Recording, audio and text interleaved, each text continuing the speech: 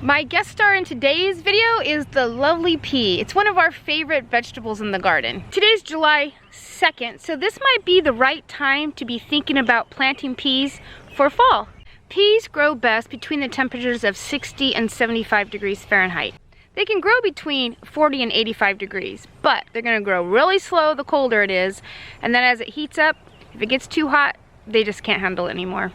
So there are 3 types of peas. So there are the shell peas. You open the pod and eat the peas inside. The pod is a little tough and not as nice to eat. Sometimes what we do though is we break the pea in half, like that, and then peel out the clear membrane. And then the rest of the pod is actually nice and tender.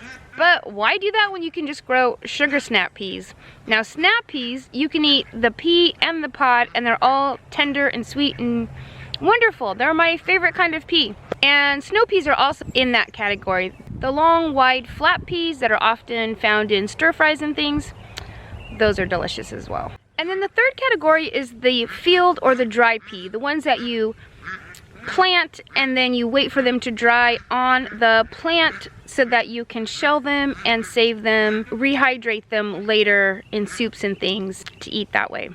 Now peas can handle a moderate frost. If you do plant a fall crop of peas, you may want to pick a powdery mildew resistant variety because that is going to be something that could take down your plants a little earlier than they need to go. So if it's really hot where you live, you might want to germinate some peas indoors where it's cooler and then bring them out when you're planting peas. If it is really dry out, you're going to plant them like 1.5 inches or so down.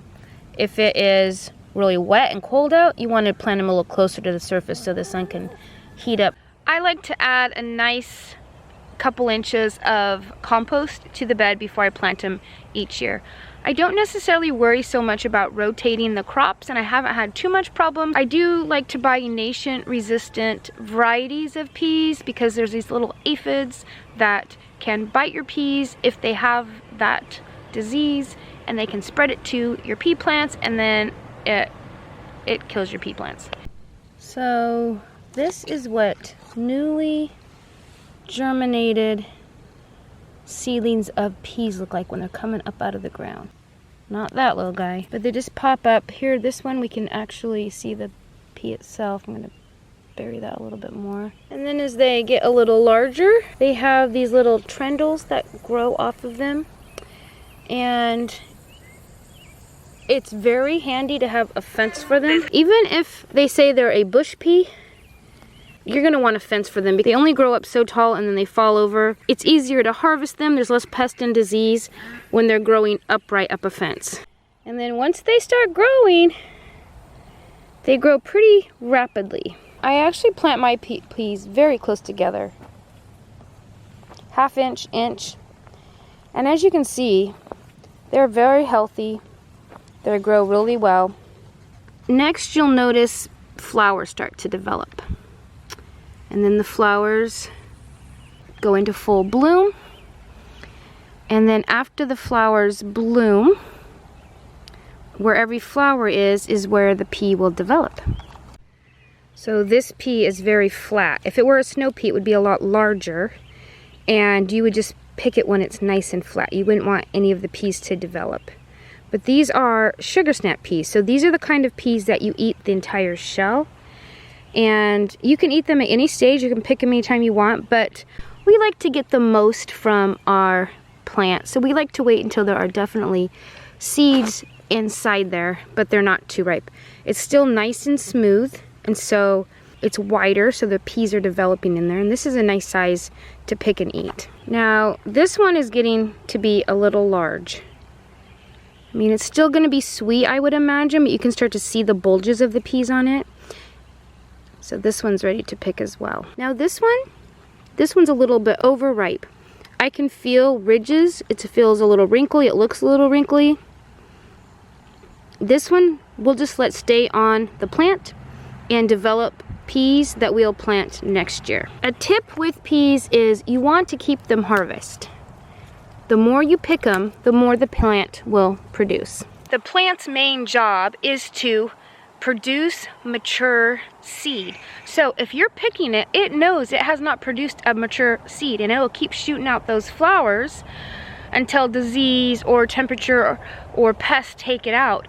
But it will just keep producing peas the more you pick the peas. Once they start to get mature, then the plant's like, okay, I did my job, it's all good, those peas are gonna mature, they can then fall to the ground and replant, and the life cycle will continue.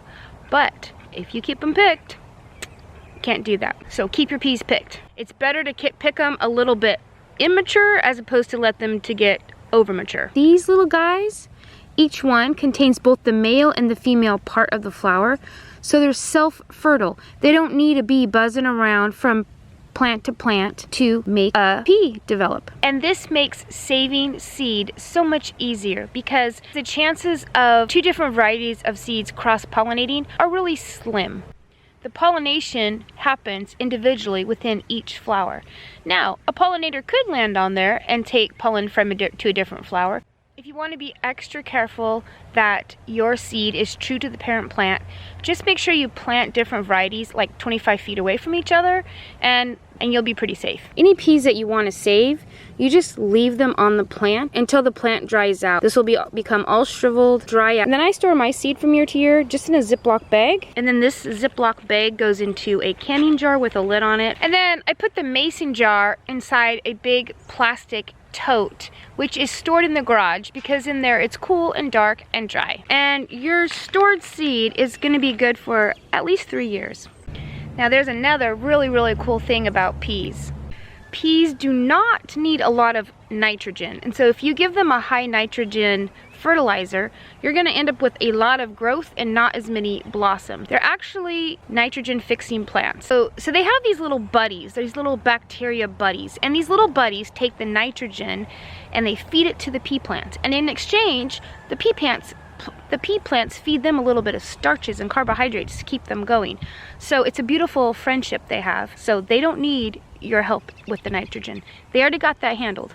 But if you choose to, you can help your plants out by inoculating or coating the seed before you plant it with rhizobacteria. You can buy it at nurseries and things, and it's just a little powder, and you put your seeds in there, and then it coats it. So then when you plant them, that bacteria is already present with your peas. I don't do that, but if you do, make sure that you buy the right bacteria for the right legume that you're planting. All your different legume plants have different little friends that help them the best. So you want to make sure you buy the right bacteria for the right crop. Now peas can be stored long term. You can can them, just like you'd can anything else. Shell the peas, can them, they're good to go. You can freeze them. You can freeze shelled peas, you can freeze snow peas, you can freeze snap peas. You're just gonna want to blanch them for a couple minutes and then pop them in the freezer, and they'll last for several months. If you have never grown peas before, grow some peas. They are so delicious off the plant. So much better than in the store. In the store, no. But off the plant in your garden, well, that's all I've got for today. So until next time, see ya.